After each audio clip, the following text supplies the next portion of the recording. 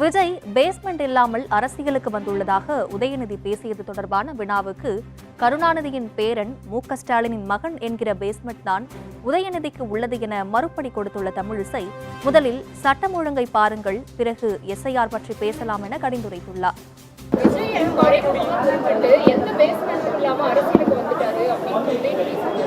அவர்தான் சொன்னாரு, திரைப்படத்துறையில பேஸ்மெண்ட் இவர் எங்கிருந்து போட்டாரு? உதயநிதிக்கு என்ன பேசுங்க? கலைஞரின் பேரன்,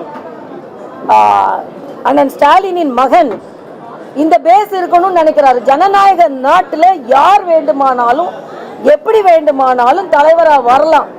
ஆனா இன்னைக்கு என்ன பேஸ் இருக்குன்னு கேட்டுட்டு இருக்கீங்க. நீங்க என்ன பேஸ்ல அதை பேசுறீங்க?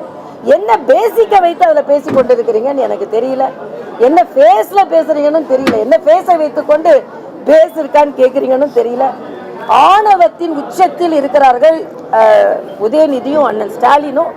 அதனால இதை தயவு செய்து நீங்க மாற்றணும். எல்லா ஆணவமும் 6 மாதத்திற்கு